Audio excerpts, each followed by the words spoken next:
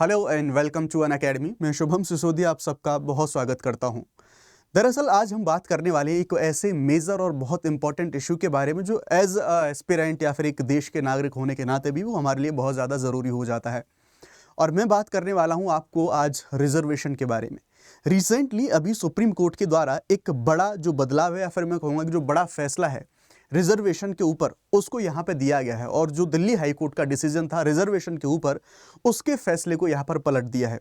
क्या था पूरा मामला, आइए जानने की कोशिश करते हैं। लेकिन अभी यहाँ पर मैं आपको बताना चाहूँ कि जिस मुद्दे के बारे में हम बात करने वाले हैं वो मुद्दा है कि जब भी हम किसी एग्जाम के लिए जब भी हम कोई फॉर्म भरते हैं या फिर जब भी हम किसी एडमिशन के बारे में बात करते हैं तो ऐसी कंडीशन में जो जनरल सीट्स होती है उस पर रिजर्वेशन वाले जो कैंडिडेट होते हैं वो कैंडिडेट उस पर अपना एग्जाम नहीं दे सकते या फिर वो उसके लिए योग्य नहीं हो सकते। इसके पीछे का रीजन समझने की कोशिश करते हैं, फिर बाद में डिटेल में जो कोर्ट का वर्डिक्ट है उसके बारे में समझने की कोशिश करेंगे।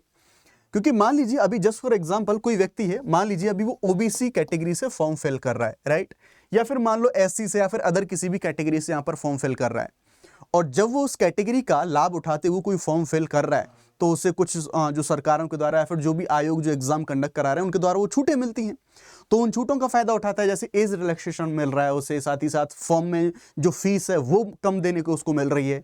और फिर बाद में अगर मान लो वो फिर उस सीट पर, यानी कि जो रिजर्व सीट थी उसके अलावा जो जनरल सीट पर उस पर दावा करे तो ये कहीं ना कहीं अनफेयर हो सकती है, ऐसा यहाँ पर सुप्रीम कोर्ट के द्वारा बोला गया। ना मामला क्या था, मामला यहाँ पर कुछ ऐसा था कि जो ओबीसी के जो कुछ अदर कैंडिडेट थे उनके द्वारा जो एग्जामिनेशन हुआ था उन एग्जामिनेशन में दरअसल मार्क्स जनरल वालों के बराबर लाए थे और जो कट ऑफ है वो मिसमैच हुई थी, तो उसके बाद उनके द्वारा क्लेम कराया गया था। पूरा मामला क्या था, आइए इसके बारे में एकदम जीरो से समझने की कोशिश करते हैं पूरे बैकग्राउंड के साथ, और अल्टीमेटली ये वीडियो एंड तक देखना, बहुत कुछ आपको यहाँ पर जानने को मिलेगा, पर्सपेक्टिव पूरा का पूरा। लेकिन इसके साथ साथ आप सब लोग अपना ओपिनियन भी कॉमेंट सेक्शन में जरूर ड्रॉप करना। हम बात करते हैं यहाँ पर पूरा बैकग्राउंड क्या था इस केस का। तो दरअसल एसएससी के द्वारा जो जीडी कांस्टेबल का जो एग्जाम होता है उसके लिए कुछ जो वैकेंसीज हैं वो यहाँ पर निकाली गई थी। अब इसमें सामान्यतः जो एलिजिबिलिटी रखी गई थी एज की वो थी 18 से 23 वर्ष, लेकिन यहाँ पर कुछ एज का रिलैक्सेशन एसएससी के द्वारा दे दिया गया था। रिलैक्सेशन दिया था ओबीसी के जो कैंडिडेट थे उनको एक्स्ट्रा 3 वर्ष की जो आयु छूट है वो दे दी थी, यानी कि अब जो 23 वर्ष थी ये 23 से बदल के कितनी हो गई, वो होगी अब आपकी 26 साल हो गई। अब कंडीशन कुछ ऐसी बनी कि कुछ जो ओबीसी के कैंडिडेट थे वो 23 वर्ष से ज्यादा थे, लेकिन वो जो छूट दी गई थी यहां पर उस छूट की वजह से ही वो यहां पर जो एप्लीकेशन है वो एप्लीकेशन फिल कर पाए थे। उन्होंने ओबीसी श्रेणी में एप्लीकेशन आवेदन करा था, परीक्षा दी और अंक प्राप्त किए, लेकिन बाद में हमें यहां पर देखने को मिलेगा बाद में कुछ इश्यू हो जाता है, फिर वो जनरल की जो सीट्स थी उन पर अपना क्लेम करने लग गए। इसी से पूरा का पूरा मुद्दा यहां पर होता है। प्रश्न यहां पर ऐसे उठते हैं कि क्या जो ओबीसी उम्मीदवार है जिन्होंने फॉर्म भरते समय ओबीसी की छूट का लाभ लिया, सामान्य सीटों पर क्या उनको स्थानांतरित करा जा सकता है? क्या ये सारी चीज हमें देखने को मिल सकती हैं? यहां पर दरअसल दिल्ली हाईकोर्ट के द्वारा 2018 में एक जितेंद्र कुमार सिंह बनाम उत्तर प्रदेश जो केस था 2010 का केस था, इस केस को संदर्भ के तौर पर इस्तेमाल करा गया और संदर्भ के तौर पर इस्तेमाल करके यहां पर बोला गया कि उच्च अंक पाने वाले जो ओबीसी उम्मीदवार हैं उनको सामान्य सीट पर भी जगह मिल सकती है। यानी कि जस्ट फॉर एग्जांपल मान लो ओबीसी के जो भी कैंडिडेट्स थे और उन्होंने जो मान लो जनरल की जो भी कट ऑफ गई थी, अगर वो जनरल से ज्यादा जो या फिर जनरल की जितनी कट ऑफ गई थी या फिर जनरल से ज्यादा नंबर ले आते हैं तो वो ओबीसी के अलावा जनरल की जो सीट होगी उस पर भी वो क्लेम कर सकते हैं। इसको आधार बनाया गया, दिल्ली हाईकोर्ट ने पूरा का पूरा जो फैसला दिया था। लेकिन एक चीज यहां पर ध्यान रखनी होगी, जब इन्होंने फॉर्म फिल किया था तो ओबीसी के मिलने वाले पूरे के पूरे लाभ लिए थे। ये चीज यहां पर सुप्रीम कोर्ट के द्वारा हाई कोर्ट के द्वारा यहां पर बोली गई। सुप्रीम कोर्ट ने इस पूरे के पूरे फैसले को यहां पर पलट दिया, क्योंकि जिस 2010 के केस का हाई कोर्ट ने इस्तेमाल किया, जिसको संदर्भ के तौर पर लिया, वो गलत तरीके से इंटरप्रेट कर लिया था उसे। कैसे, आइए समझते हैं। दरअसल यहां पर जो न्यायमूर्ति सूर्यकांत और जो जॉय माल्या बागची हैं उनकी जो पीठ थी वो यहां पर सुनवाई कर रही थी।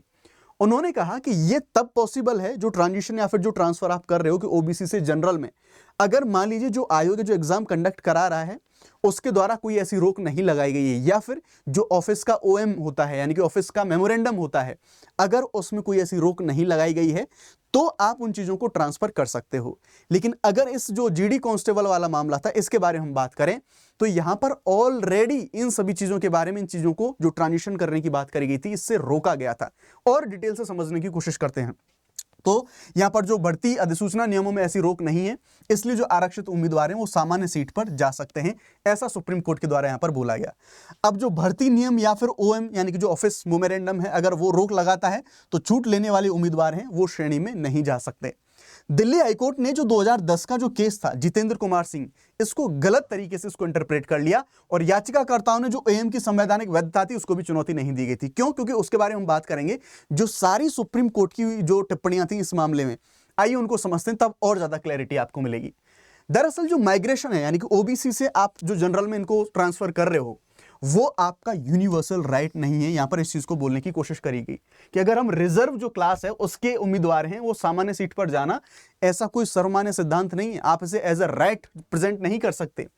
पूरी तरह से भर्ती अधिसूचना यानी कि जिस टाइम पर वैकेंसीज निकाली जाती हैं, क्या अधिसूचना में लिखा गया है, नियमों में क्या लिखा गया है और सरकारी आदेशों पर यह पूरी तरह से निर्भर करता है।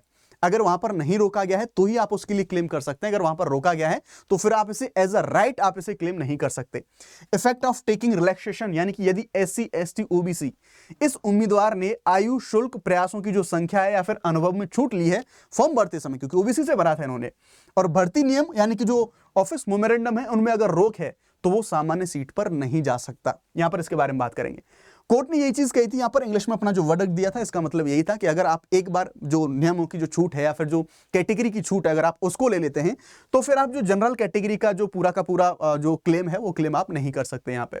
ठीक है नाउ, अब दिल्ली हाईकोर्ट से चूक कहां हुई थी इस पूरे मामले में? दरअसल दिल्ली हाईकोर्ट ने 2010 का केस था उसको थोड़ा सा यांत्रिक रूप से लागू कर दिया था, जबकि ये जो रिलैक्सेशन वाला जो या फिर ट्रांजिशन करने वाला या फिर माइग्रेशन वाला जो रूल था, ये स्पेशली यूपी रिजर्वेशन एक्ट 1994 की जो स्पेशल कंडीशंस थी, जो विशेष परिस्थितियां थी, उन पर यह आधारित था। वहां पर रोक नहीं थी इसलिए अलाउ कर दिया था। तो ऐसा तो कोर्ट ने यहां पर बोला, सुप्रीम कोर्ट ने कहा हर निर्णय को उसके विशेष तथ्य और कानूनी ढांचे में ही पढ़ा जाना चाहिए।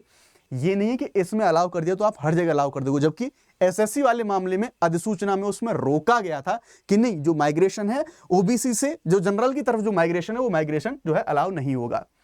अब यहां पर वे फॉरवर्ड के बारे में बात करें तो हमें समझना होगा मेरिट के बीच में और सोशल जस्टिस के बीच में हमें हमें जो संतुलन है वो बैलेंस हमें यहां पर बनाना होगा कि जो रिजर्वेशन ऑलरेडी दिया जा रहा है, चाहे हम एससी एसटी ओबीसी किसी के भी बारे में बात करें, साथ ही साथ जो जनरल के लोग हैं मेरिट बेस, ऐसे तो आप उनकी जगह पर भी चले जाओगे, है ना। तो जो एक बैलेंस है वो बैलेंस हमें यहां पर बना के चलना होगा। अदालत ने यह माना कि आर्टिकल 14 और साथ ही साथ सामाजिक न्याय के लिए हमारे 15(4) और 16(4) जो है इनमें एक बैलेंस करना जरूरी है। अगर नियम रोक नहीं लगाते, ये बहुत इंपॉर्टेंट चीज है, अगर जो रूल्स हैं, रेगुलेशंस हैं, अधिसूचना है या फिर नियम है, अगर वो रोक नहीं लगाते तो उच्च अंक पाने वाला जो आरक्षित उम्मीदवार है वो सीट पर जा सकता है। लेकिन अगर नियमों में, अधिसूचनाओं में, उन सब में रोक लगाई गई है, इन दैट कंडीशन आप क्लेम नहीं कर सकते कि आप माइग्रेट कर लेंगे ओबीसी से जनरल की ओर। इस चीज का ध्यान रखेंगे। अगर नियम रोक लगाते हैं तो उम्मीदवार केवल आरक्षित कोटे में ही गिना जाएगा और उसको जनरल की सीट पर लाभ नहीं मिलेगा। अब इसके प्रभाव क्या हो सकते हैं, इसके इंपैक्ट क्या हो सकते हैं, आइए इसके बारे में जानते हैं। तो दरअसल यहां पर ध्यान रखेंगे जो छूट लेने वाले उम्मीदवार हैं वो अब जो जनरल की सीट है उस पर दावा नहीं कर पाएंगे। भर्ती एजेंसियों के लिए अधिसूचनाओं में नियम और जो पात्रता है वो सीधी तरीके से लिखना आवश्यक है, जैसा मैंने बताया।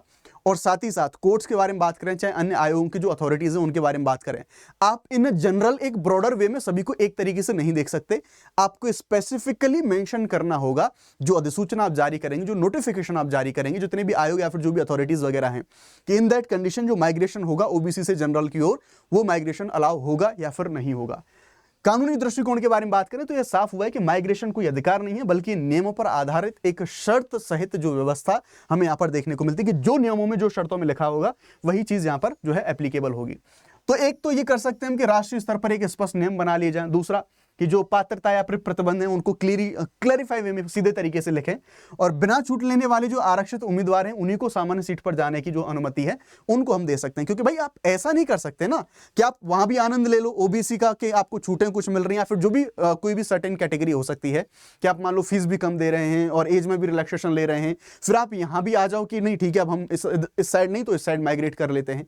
तो बाकी जो जनरल वाले लोग हैं उनके भी तो अधिकार हैं, उनको भी तो अवसर चाहिए। साथ ही साथ जो न्याय की स्थिरता है, पुराने निर्णयों का जो यांत्रिक उपयोग है वो ना करें। हर एक मामले को स्पेसिफिक तरीके से, सब्जेक्टिव तरीके से, स्पेशली उसके जो रिलीवेंस में उसको यहां पर देखा जाना चाहिए जुडिशरी के द्वारा। तो ये था पूरा का पूरा मामला जो यहां पर कोर्ट के द्वारा इस पूरे मामले में जो वर्डिक्ट है, वर्डिक्ट यहां पर दिया गया है ना। अब जो लोग यूपीएससी के लिए तैयारी कर रहे हैं उनके लिए अनअकैडमी के पास शानदार ऑफर है। उनमें आप केवल 17,999 की तैयारी में आप पूरा का पूरा अपना यूपीएससी को प्रिपेयर कर सकते हैं। आपको एक्सटेंशन मिलता है इसमें बहुत सारा, लेकिन ध्यान रखिएगा ये जो पूरा ऑफर है ये लिमिटेड समय के लिए है। केवल 13 दिसंबर तक आप इन ऑफर्स को अवेल कर सकते हैं, ध्यान रखिएगा ना। अगर हम बात करें 26, 27, 28 के लिए हमारे जो बैचेज हैं हिंदी इंग्लिश बाइलिंगुअल सारे के सारे लाइव हो चुके हैं। अगर आपको मैक्सिमम डिस्काउंट चाहिए आपको यूज करना होगा शुभ 50 कोड। ये कोड इस्तेमाल करके आप मैक्सिमम डिस्काउंट अवेल कर सकते हैं। प्रीलिम्स अगर क्वालिफाई हो गया तो मेंस की प्रिपरेशन आपको अनअकैडमी कराएगा फ्री ऑफ कॉस्ट। अगर अनफॉर्चुनेटली प्रीलिम्स भी फेल हो गए तो नेक्स्ट ईयर के लिए क्रैश कोर्स आपको यहां पर फ्री ऑफ कॉस्ट अवेल कराया जाएगा। Thank you very much. अपनी राय कमेंट सेक्शन में जरूर ड्रॉप करें। जय हिंद।